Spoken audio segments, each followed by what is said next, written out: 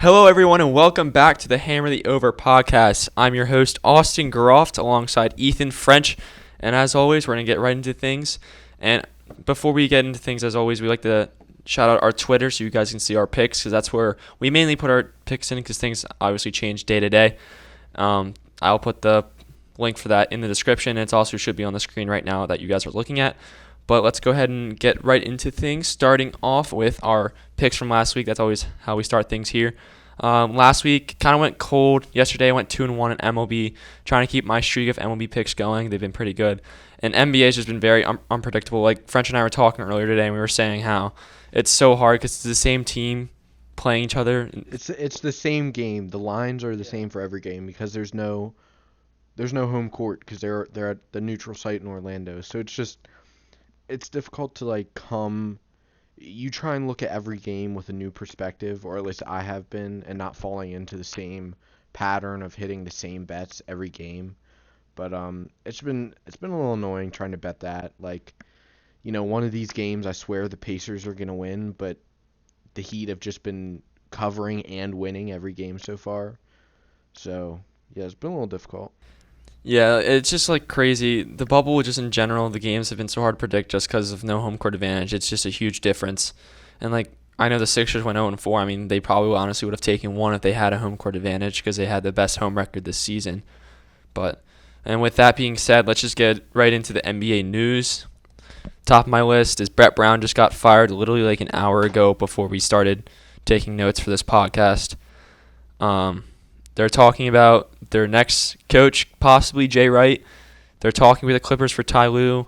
I mean, personally, I like Jay Wright better than Ty Lue since I grew up being a Nova fan, and I've gone to a lot of Nova games as a kid, and just seeing Jay Wright coach, he's a great coach. Comparing him to other top college basketball schools like Duke and Kentucky, whereas they get the top prospects every year, Villanova doesn't, and yet they're still amongst the top teams in the nation every year, winning a national championship in 2016 and 2018 and dominating the Big East every year. I mean, the Big East is a very competitive league, but still, when you hear Big East, you normally think Villanova for basketball.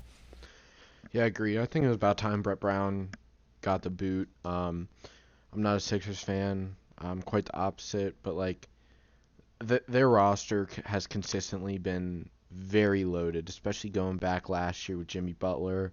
Then they added Tobias Harris. I know a lot of you guys are unhappy about Horford's contract, which is a nightmare, but they just have a lot of big names, and they haven't really been able to put it all together. So I think it was time for Brett Brown to go. If you ask me, I don't think Ty Lue deserves another coaching job. So if you ask me, I think he just sounds like bad news. Yeah. But Jay Wright is a very sound coach. Whether he can make the transition to the NBA is not up to my judgment, but I'm sure the Sixers will make the decision that they think is best for them. That's honestly the biggest question. We know Jay Wright's a good coach. We know he's done good things with players who haven't been top prospects. And you can see the prospects that were on that 2016, 2018 are now playing amazing in the NBA, like Dante DiVincenzo. Brunson would be helping out the Mavericks big time, but he's injured, so that'd be a huge difference in that series. You obviously saw Mikal Bridges on the Suns. He's been playing amazing too. But out of those two, definitely Jay Wright I'm leaning. Like you said, I don't know how Ty Lue, I don't know if he's fit to have another head coaching position. But who knows? It was kind of, honestly, it was sad to see Brett Brown go, but at the same time, they had to do something. Brett Brown's been with us since the start of the process, but he just honestly is not that great of a coach, and we've saw, like you said, the roster is just too good to not be producing any results in the postseason. So, I like Brett Brown. He's a great guy.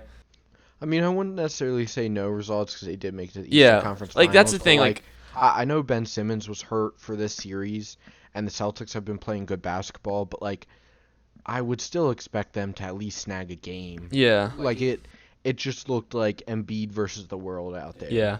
And I mean, I guess that is on Brett Brown. There's things that he does wrong, but it was just unfortunate for him that Ben Simmons went down. And I think Elton Brand didn't make some, because Brett Brown doesn't have any control. Well, he probably has some control, but the moves that they made. But I'm curious to see if Brett Brown gets any interest from other teams across the league, we'll probably hear something sooner than later. I was expecting him to get fired when he did. Like, when we lost that game, I was like, yeah, it's probably going to be the next day or two. So, Yeah. Also in NBA news, I'd like to talk about just the Bucks. Like, I know they won yesterday. That puts their series to 3. No, they played today. yeah, they just won their game today, so So they're they're up up 3-1. 3-1. But like the fact that the Orlando Magic were able to snag a game from them with no Aaron Gordon and Jonathan Isaac, just it baffles me. And even like the Magic were in it at times today. Like they were tied there in the third quarter. Yeah, I They saw ended that. up losing by 15, but like I tell you what, Giannis is having to go out and put up 30 30 at and least. 15 at least every night just because he does not get any help. Middleton had 21. His first good game of the series. He's been awful. I know, but like I was listening to I believe it was First Take the other day, and Stephen A brought up he's on First Take, right? Yeah. Stephen A brought up a great point. Like, where is Chris Middleton? Like, he was an all-star this year, like, and he has just absolutely disappeared this postseason. But yeah, I think the Bucks look bad. Not can't sugarcoat it. They just do not look like the Bucks, the team with the best NBA regular season Oh my record. gosh, yeah. And Especially since the injured Magic team, like it just shouldn't be happening. They can't have any excuses for that. exactly. And that was my other piece. I mean, the biggest They- news in the NBA was They just Brett don't have Brown. many scorers. Like, Yeah, outside of Giannis, no one on that team can consistently pour it in. Like Middleton, as we talked about, is a nice player, but he had his best game of the series last night, and it was only 10 points. Like Wesley Matthews and Bledsoe are on and off.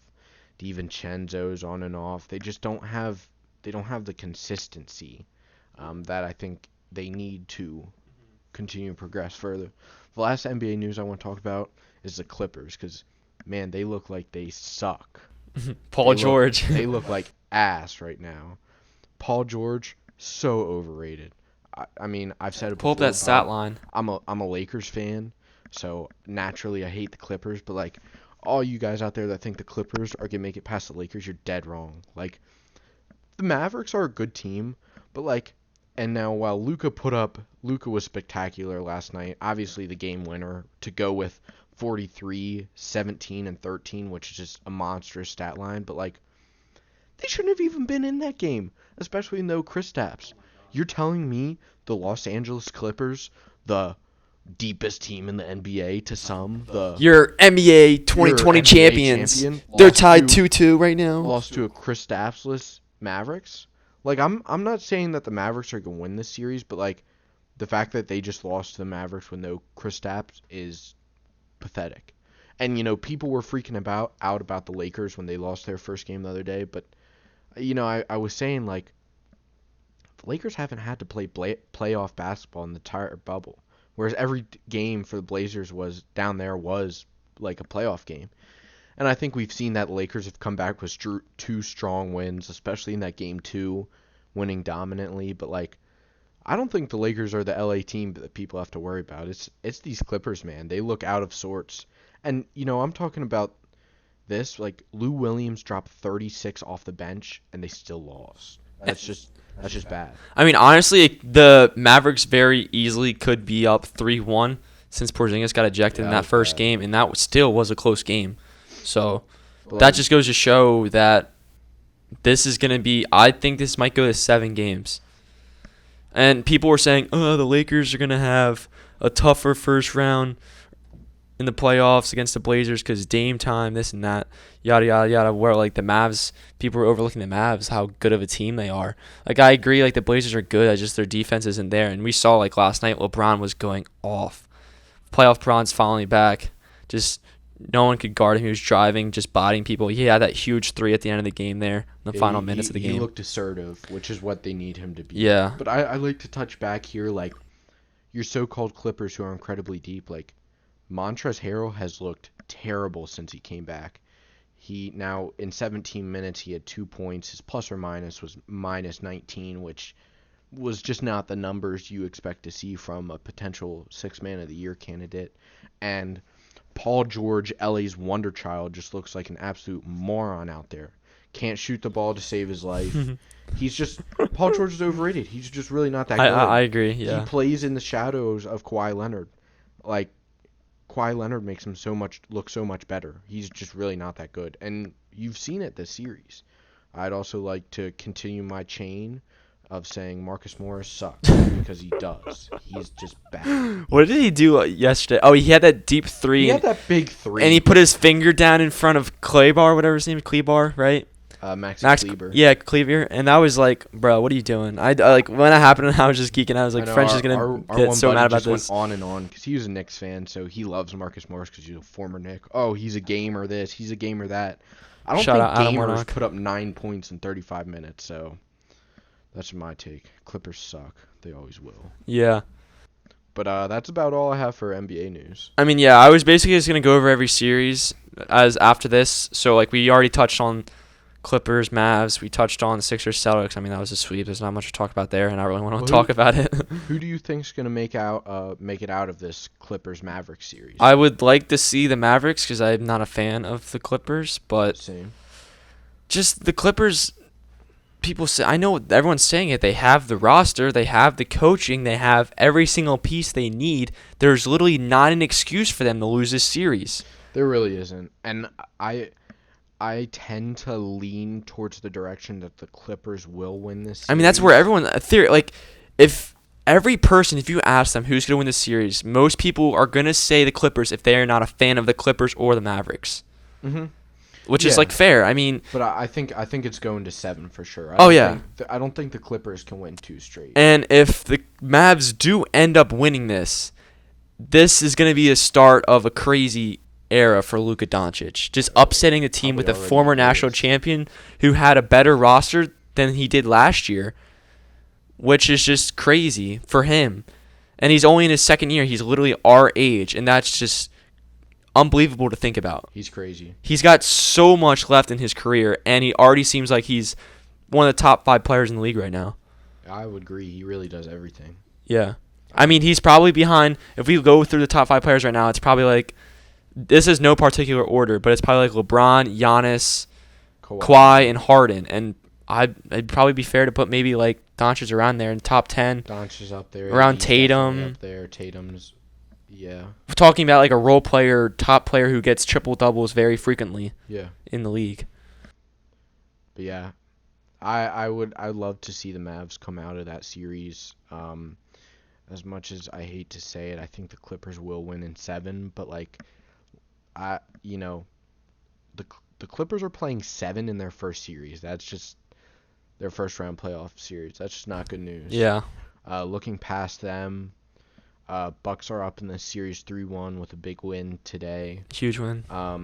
I imagine they'll probably continue that over. Yeah, they're gonna win in 5. They will win in 5. But I think they'll definitely have a tougher second round matchup. Yeah, they'll have to play the Heat probably.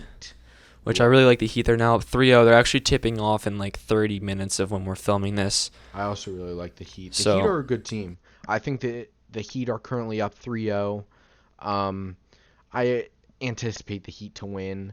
Maybe not tonight because, I don't know, it's just last breath of air. Might squeak a win out. But I think that if the Heat don't win in 4 tonight, they will win in 5.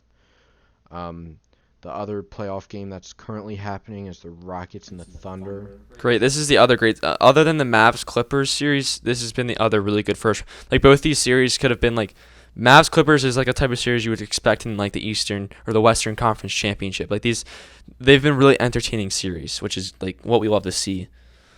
And I want to see the Rockets win this. The Rockets look like they've been the better team. The Thunder snuck one out yesterday. It's a close game right now. I might pull up the score here just so we can get an update. It's 97-96 Thunder. Yeah, so 9 minutes to play. Yeah, so this one's going to come down to the wire too. So good chance for the Thunder to tie this one up. But, I watched the first 2 games of this series. I didn't watch the last one. I didn't see the Thunder win. But when I watched the Rockets in the first two games, I was really impressed with them. James Harden's looking Especially good. without Russell Westbrook. Yeah, I thought this would have been a tougher series for them. And it might be if the Thunder can even the series here at 2 today, but those first two games they did look dominant. There's two reasons why I love the Rockets in this series. One, they're playing defense like I've never seen them play before. James Harden is actually playing defense. They've been getting a lot of steals and fast break points in transition. And the other thing I love about the Rockets too is they have that playmaker. They have James Harden, who's just a more clutch player who's going to win you games down the stretch, whereas the Thunder, I mean, there's a couple of guys, but there's not really like a go-to guy I would pick. Yeah, I would agree with that. Because like CP3 is still a really good player, but he's not that like go get us a bucket. He's up there. I've heard this stat. It might have been like Colin Cowherd that said it, but he's one of the most clutch players in the league as far as like clutch points this past season, which is shocking to hear. I didn't really know that. He's not one of those guys where you just like crunch time give him the ball. But yeah, so that I think this is going to be 7-6 games. That's what I predicted in the first episode of the podcast.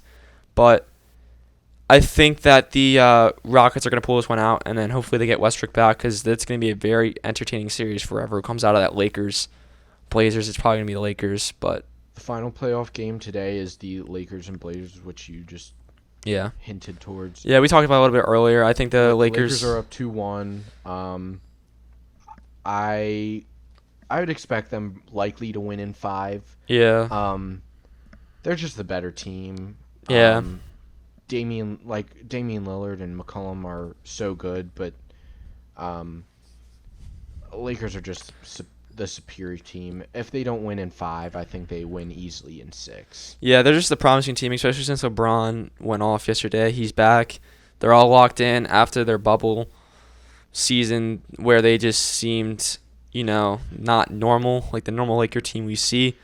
It seems like they finally have got their focus back, and they're getting back in their groove at the right time to carry themselves towards the championship. I still have the Lakers as my pick to come out of the West. I also do too.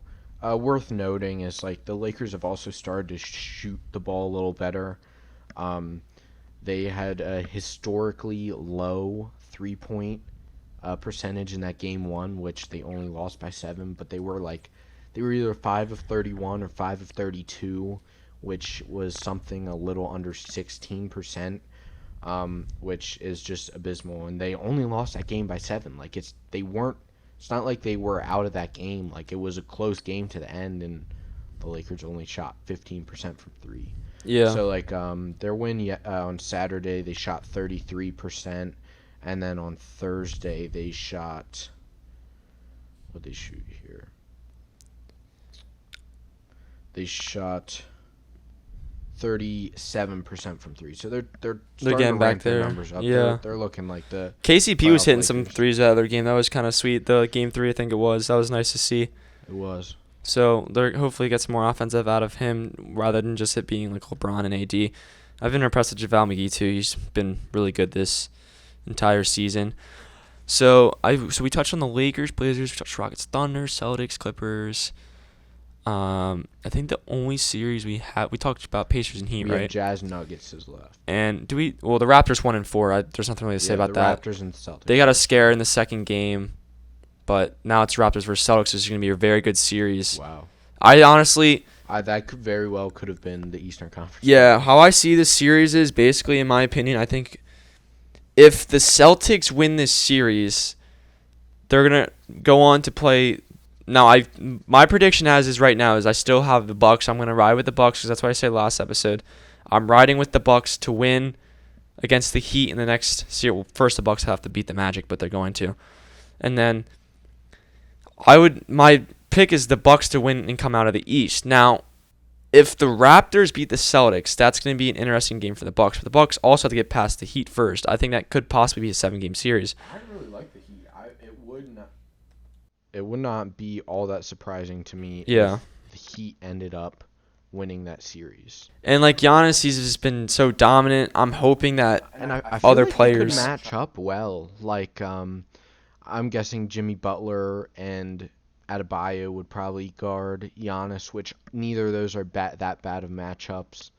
I I just really like the Heat because they just have a ton of guys who can They score play the great team basketball. ball. They could play really great do. team ball. Like seeing Like Duncan Robinson and Dragic just hitting on threes left any and night, right. they can probably have 5 or 6 players over 15 points. And their scores keep changing. Like whoever scores a lot, Exactly. it's crazy. Like Bam had like 5 points to one game, and his plus minus was like plus 25, the best on the team. That's crazy. Yeah, he can score. Jimmy Butler can score. Hero can score. Duncan Robinson can score.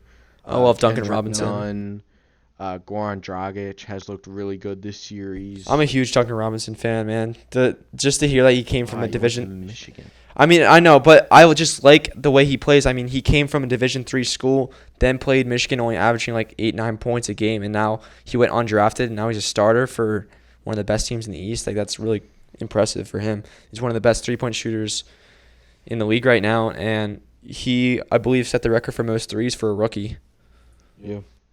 But going back to the Eastern Conference matchups, I think the Celtics and the Raptors are my top 2 teams to come out of the East. I think whoever wins that series comes out of the East. It's gonna be a really interesting series. I think it all comes down to the Siakam Tatum matchup and who cannot necessarily win that matchup on a night to night basis, but like who can do enough to impact them because Tatum's been on fire. So if Siakam can start Oh my getting gosh, I can't some wait. bad shots, It's gonna be an insane series. it really is. But then going back to the last series we did not touch on in this first round is the Jazz and the Nuggets. This has been wild. I did not expect this at I'd say all. the most surprising playoff series. Oh, for 100%. Sure. I had the Nuggets. I thought the Nuggets were gonna win in 5. I mean, they're down 3-1. That's the number there. The 3-1 lead. They could blow it. You never know. No, I had the Nuggets winning. I know. I'm talking about the Jazz. Oh, in 5. I had Oh, the wow. Nuggets in 5. I think Denny You said Nuggets. Denny had Nuggets in 7. You the had Nuggets in 6. 6. Yeah. I just thought the Nuggets were a much better team. Like I just don't. I don't think. I don't know. The Jazz don't like look good. Yeah, watching the Jazz, especially in that first game. That first game, they was just bad. yeah. I don't know. And then watching them in the bubble, I just wasn't a fan. I mean, now that Mike Conley's back, their 3-point shooting is insane. They cannot miss. There's something to say about Donovan Mitchell. He looks like he's on a different level in the playoffs. Not necessarily like he's had a 57 and a 51 against the Nuggets, but one of the things I heard that I liked the most was his ability to control the game. Yeah. Like the other night he dropped. I mean, he's had a couple. To look at the stat I kid you line. not, he probably had like what 2 or 3 50-point bombs now. I mean, I just said he had a 57 and 51. yeah, the crazy thing in that first game was Jamal Murray was like messing with him after the game outside. He was like, "This man just dropped like 50-something points, and we just beat you." And now it's coming back to haunt them. They're now down 3-1, and they're now struggling to stay alive in the playoffs as the 3rd seed in the West. Exactly. They were a very high seed. I like them. I just don't think like Jamal Murray's had some pretty big games.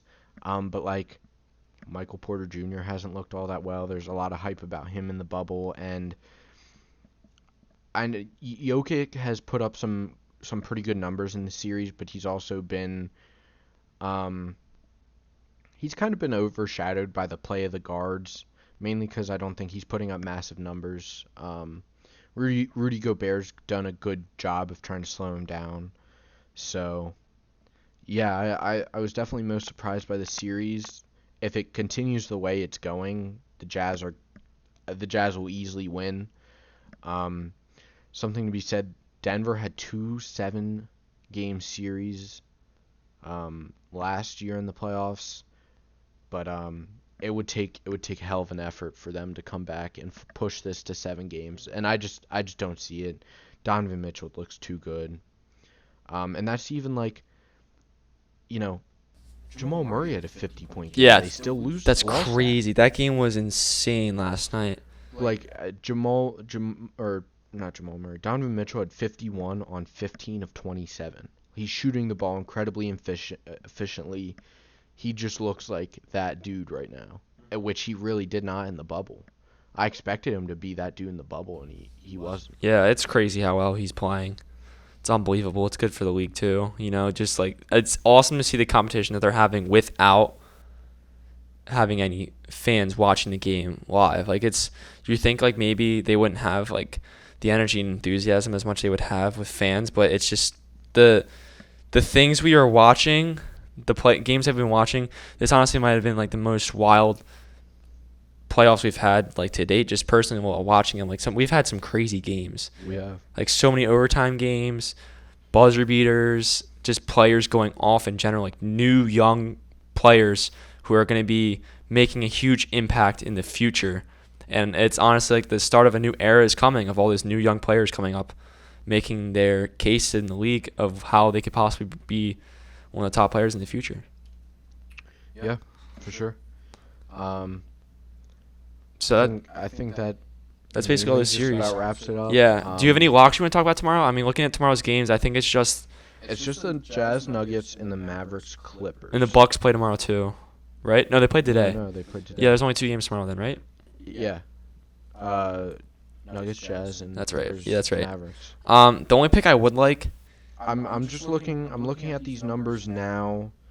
I might lead Nuggets more than I would Jazz, just because the Nuggets are chasing, but the Jazz are gonna look to close it out. The Jazz have won 3 games consecutively in a row, 2 dominantly. They should have won that first game. That went into overtime. Yeah. So I don't know. I guess I'm riding with the Jazz. I'm probably just gonna avoid that game. I'd have to investigate the spread a little more. It's currently 3. They've two of their 3 wins in the series have been by a number larger than 3, but there's something to be said for the Nuggets trailing. Good saying, hungry dogs run faster. So I don't know. If I had to make a pick, I'd like the Jazz to win. I'd probably put something a little more concrete out tomorrow. Yeah, so for that other game too, the Mavericks Clippers, I'm leaning Mavericks plus 6.5. Yeah, for sure. But the Clippers very easily could just come out and play with some energy. I mean, it's just a case of whether Paul George comes ready to play or not. If he's not playing well, the Mavericks tend to have won. Their 2 losses in the series have both been by 8, so 6.5 is a close number. I just don't see the Clippers blowing them out. Yeah, I mean, these aren't our official locks. We'll tweet them out as always. It's just these games have been so hard to predict, so I'm really gonna have to look into it and make a decision. I honestly might not throw out a lock for either of these games because I think they can go any way. Did you see the over/under for that game? Which one? The Clippers Mavericks. What is it? 236. So you're saying you want to hammer the under? No, I'm not saying that. I'm just saying that's a very aggressive line. It is aggressive. I mean, what was it yesterday or Sunday? Finished at. Oh yeah, yesterday. 168. I had the over. Yeah, that's crazy. But I mean, you can't hammer the under, can you? No. Yeah, you can't. Exactly. I mean, that's something that Adam Warnock would do. One of our Cool Man Carver, one of our avid listeners. Pathetic is right. Betting the under. All right. So that pretty much wraps everything up. Thank you for watching as always. Twitter is in the description. All right, so I was able to get this podcast on Spotify here, guys. For those of you who are more inclined, like me, to just listen to it on Spotify rather than listening to stuff on YouTube's annoying because you can't shut your phone off. You can't go to other apps. So a lot easier. In order to find us on Spotify, look up Hammer the Over. It probably won't come up for you guys right now, like right away. It did for me because I follow the podcast. But if you go to the See All Podcast button, it will come up, and it has the same cover art as what we have as our the picture and the videos. The elite photo. Yeah. So that is now up on Spotify. We only have last week's episode up there for the time being, but I encourage you guys to go check that out. All right, so that pretty much wraps everything up today. As always, like I was saying before, French talked about the Spotify. Thank you for watching. You can check out our Twitter where we put our picks out almost every day. Keep a running tally of our score up top. And thank you for listening. and hammer the over and happy betting. We'll see you next week on this podcast. Thanks again. Have a good one.